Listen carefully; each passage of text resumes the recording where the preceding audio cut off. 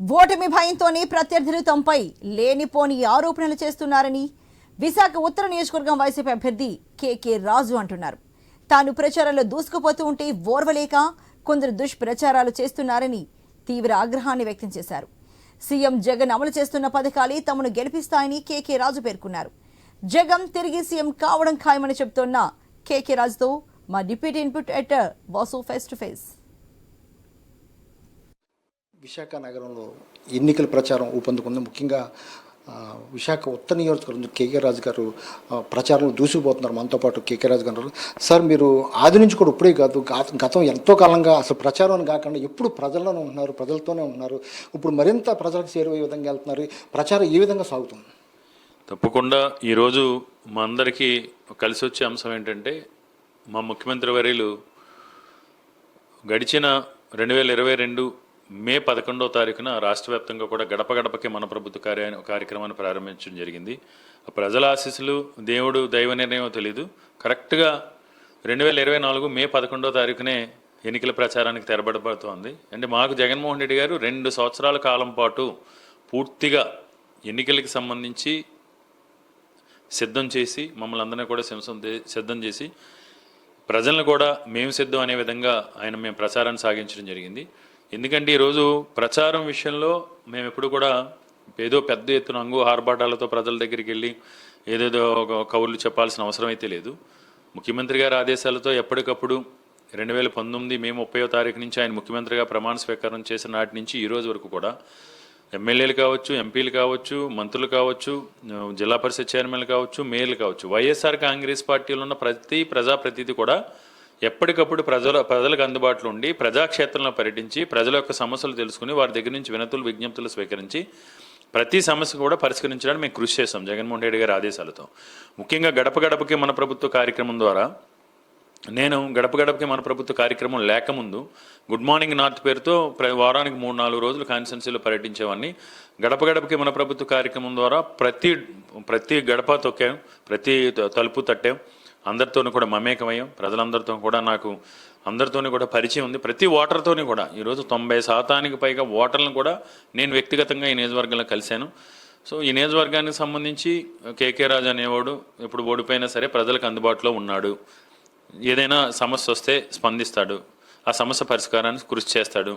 ఆధారపడకుండా ఈ నియోజకవర్గ అభివృద్ధికి కృషి చేశాడు. కరోనా లాంటి కష్టకాలంలో మనకు అండగా ఉన్నాడు.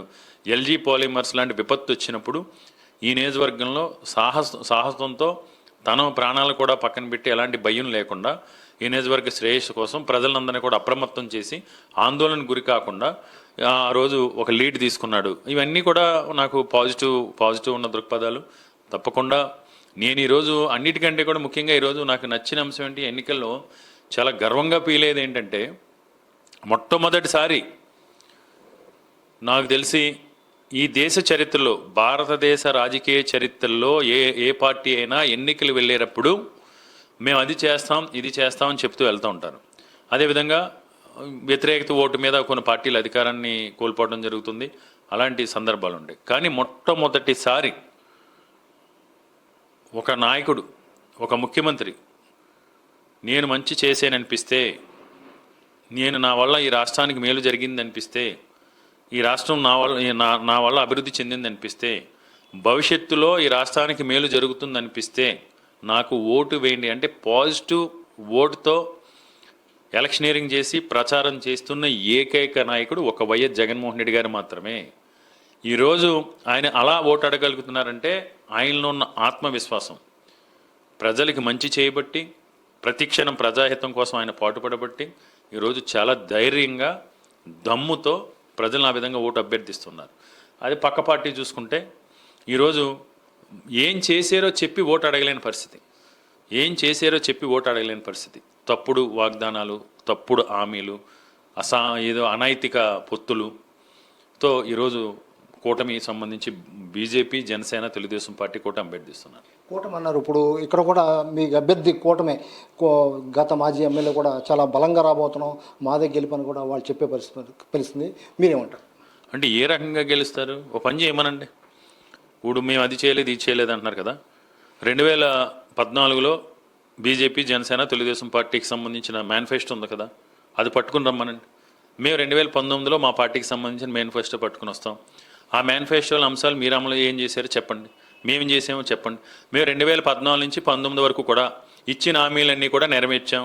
ఆ రోజు హామీలన్నీ కూడా నెరవేర్చాం కాబట్టి మమ్మల్ని నమ్మి 2014లో తెలుగుదేశం కూటమికి సంబంధించిన మేనిఫెస్టోని ఈరోజు తీసుకొచ్చి దాన్ని వివరించి దాంట్లో అంశాలను మేము అమలు చేసామని చెప్పి ఓటు అడిగే దమ్ము ధైర్యం వాళ్ళకు ఉందా? ఈరోజు మా మేనిఫెస్టోని ఇంటింటికి పట్టుకెళ్తున్నాం. ఇంటింటికి పట్టుకెళ్ళి 2019లో వైఎస్ఆర్ కాంగ్రెస్ పార్టీ మేనిఫెస్టోని ఇంటింటికి పట్టుకెళ్ళి అమ్మా ఇది ఆ రోజు చెప్పాం, భగవద్గీతగా, బైబిల్గా, ఖురాన్గా భావించాం, ఇందులో అంశాలన్నీ కూడా మేము అమలు చేసామని చెప్పి ధైర్యంగా ఓటు అడగలుగుతున్నాం. వాళ్ళకి ఆ ధైర్యం లేదే. ఎందుకంటే చంద్రబాబు నాయుడు ఎప్పుడు కూడా అబద్ధ హామీలు, అసత్య హామీలు. ముఖ్యంగా నాపై పోటీ చేస్తున్న బీజేపీ అభ్యర్థి కూడా 2014 నుంచి 2019 వరకు ఫ్లోర్ లీడర్గా ఉండి అప్పుడు కేంద్రంలో బీజేపీ అధికారంలో ఉన్నప్పుడు ఈ నియోజకవర్గానికి సంబంధించి ఏదన్నా పెట్టుబడులు తీసుకొచ్చి ఉపాధి ఉద్యోగ అవకాశాలు కల్పించారా? ఈరోజు మా ప్రభుత్వంలో 4 నెలల 10 నెలల కాలంలోని ప్రపంచం మొత్తం కరోనా లాంటి మహా విపత్తుతో ఇబ్బంది పడ్డా సరే ఈరోజు సుమారు 1450 కోట్ల రూపాయలు పెట్టుబడులు తీసుకొచ్చాం. Inorbit mall, Raheja, IT tower, MC mall, 5 convention centres, ప్రత్యక్షంగా పరోక్షంగా సుమారు 15,000 మందికి ఉపాధి ఉద్యోగ అవకాశాలు కూడా కల్పించాం. 7 హాస్పిటల్స్ నిర్మాణం చేశాం. 50 కమ్యూనిటీ హాల్స్ శాంక్షన్ చేసాం. 30 కమ్యూనిటీ హాల్స్ పూర్తయినాయి. 4 కమ్యూనిటీ హాల్స్ నిర్మాణ దశలో ఉన్నాయి.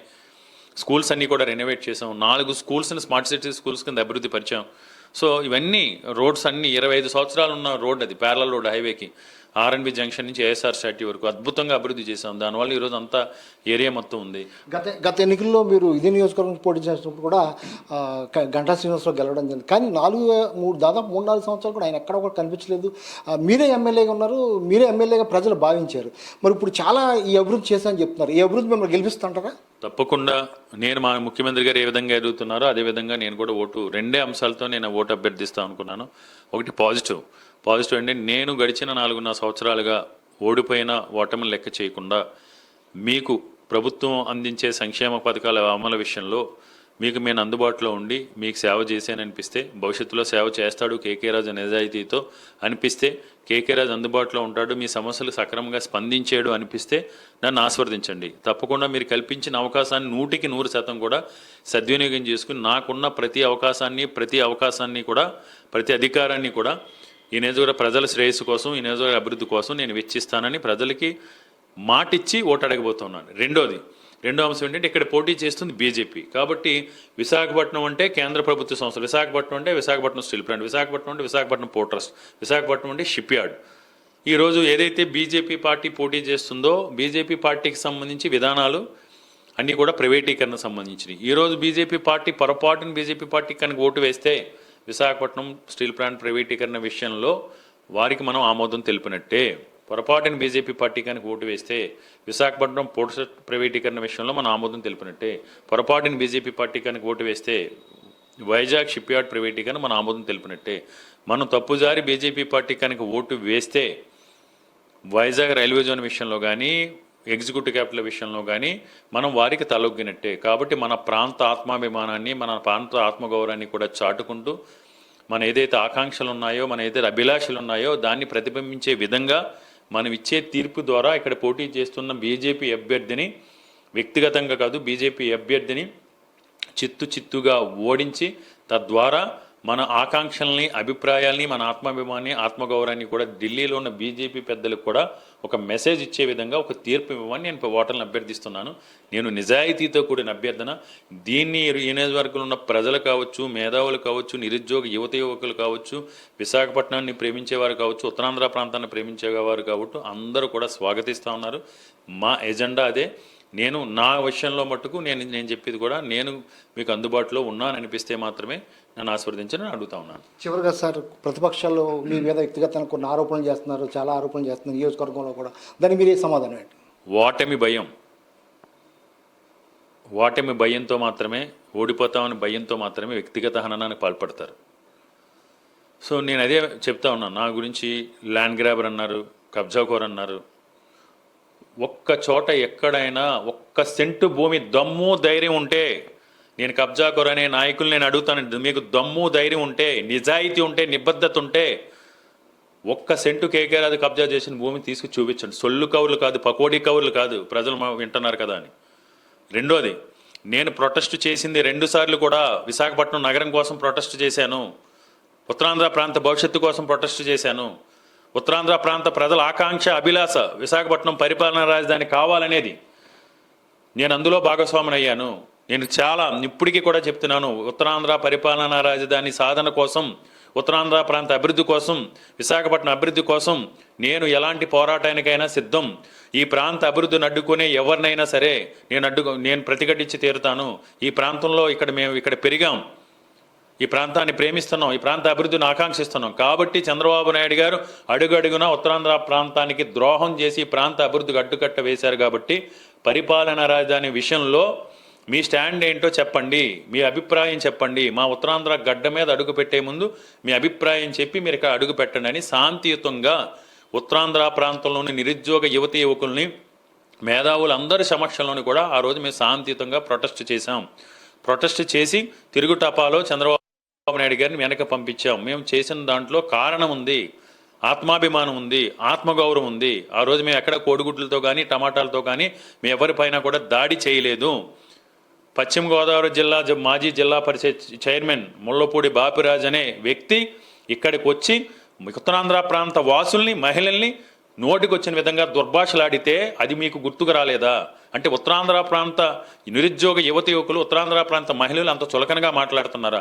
నాపై పోటీ చేసే అభ్యర్థి ఈ మధ్యకాలంలో ఉత్తరాంధ్ర మహిళల గురించి కించపరిచే విధంగా మాట్లాడటం జరిగింది. ఆ విజువల్స్ తెప్పించుకొని పరిశీలించి మాత్రం మాట్లాడండి. అతనికి ఏం పని? అతను తిట్టినప్పుడు అంటే ఉత్తరాంధ్ర ప్రాంత మహిళలు తిడితే మీ కంటికింపుగా ఉందా? అదేవిధంగా రెండోసారి పవన్ కళ్యాణ్ గారి గురించి మాట్లాడుతున్నారు, నాపై పోటీ చేసే అభ్యర్థి. నేను పవన్ కళ్యాణ్ గారిని మేము మిలియన్ మార్చ్కి పిలుపునిచ్చాం. డాక్టర్ బాబాసాహెబ్ బిఆర్ అంబేద్కర్ గారి విగ్రహం దగ్గర నుంచి డాక్టర్ వైఎస్ రాజశేఖర రెడ్డి గారి విగ్రహం వరకు కూడా పరిపాలనా రాజధాని స్వాగతించు విశాఖ గర్జన పేరుతో పెద్ద ఎత్తున ఉత్తరాంధ్ర ప్రాంతంలో ఉన్న అన్ని వర్గాల వారు కూడా స్వచ్ఛందంగా ఆ రోజు మిలియన్ మార్చ్కి పిలుపునిస్తే ఆ సందర్భంలో పవన్ కళ్యాణ్ గారు విశాఖపట్నం ఇచ్చేసి మా నియోజకవర్గంలో పోర్టు స్టేడియం దగ్గర పవన్ కళ్యాణ్ గారు ప్రజావాణి పేరుతో ఒక సభ నిర్వహిస్తున్నప్పుడు అప్పుడు కూడా పవన్ కళ్యాణ్ గారిని శాంతియుతంగా పోర్టు స్టేడియం గేటు వద్ద మేమందరూ కూడా కలిసి, అయ్యా మా డిమాండ్ ఇది, మేము పరిపాలనా రాజధాని కోరుకుంటా ఉన్నాం.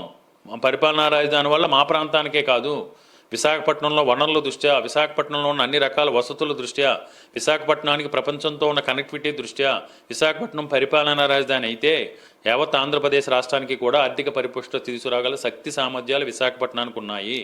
కాబట్టి మీరు విశాఖపట్నానికి ఆమోదం తెలపండి అని ప్రొటెస్ట్ చేసినప్పుడు వాళ్ళు కంప్లైంట్ చేసి పోలీసులతో మమ్మల్ని నెట్టివేయించి తోసివేసే ప్రయత్నం చేశారు. అంటే మా అభిలాషల్ని, ఆకాంక్షల్ని తెలియజేస్తే రౌడీలుగా చిత్రీకరిస్తారా? అరాచక శక్తులుగా చిత్రీకరిస్తారా? మీరు జనసేన కార్యకర్తల్ని ప్రసన్నం చేసుకోవాలి. ఆయనకున్న మైనస్ ఏంటి? 2014 నుంచి 2019 వరకు తెలుగుదేశం కార్యకర్తలు తాట తీసి తెలుగుదేశం కార్యకర్తలు అణచివేసిన మాట వాస్తవం. రేపు పొద్దున కూడా అదే విధంగా వ్యవహరిస్తారని వాళ్ళు బాధపడుతూ ఉన్నారు. ఏ పార్టీ నాయకులను అణచివేశారు, వాళ్ళని ప్రసన్నం చేసుకోవాలి. వాళ్ళని ప్రసన్నం చేసుకోవడం కోసం నా మీద ఏదో కుట్ర చేయాలి. కుట్ర చేసి తెలుగుదేశం కార్యకర్తలకి, నాయకులకి ఏదో నా మీద రెచ్చగొట్టే విధంగా ఆయన మాట్లాడాలి. జనసేన నాయకులు కూడా నా మీద ఏదో ద్వేషం కలిగించే విధంగా మాట్లాడాలి. ఆయన కుట్రలు కుతంత్రాలతో రాజకీయాలు చేస్తున్నారు. ఆయన కుట్రపూరిత వ్యూహంతో రాజకీయాలు చేస్తున్నారు తప్ప నేను నిజాయితీగా సేవకుడిగా ఉన్నాను. నా మీద పత్రికల్లో రాసుకోండి, ఏం రాసుకోండి. ప్రజలకు తెలుసు కేకే రాజు అనేవాడు వ్యక్తిత్వం ఏంటో ప్రజలకు తెలుసు. నేను ఆవేశపరుని 100% కష్టం వస్తే గట్టిగా మాట్లాడతాను, ప్రజల తరఫున గట్టిగా మాట్లాడతాను. చెప్పి ఏ పని చేసినా కూడా నిజాయితీగా చేస్తాను, ఏ పని చేసినా కూడా కసిగా చేస్తాను. దాన్ని ఏదో రౌడీజం అనుకుంటే, అంటే ఉత్తరాంధ్ర ప్రాంతం అభివృద్ధి చెందాలి, విశాఖ పరిపాలనా రాజధాని కావాలంటే అది రౌడీజమా?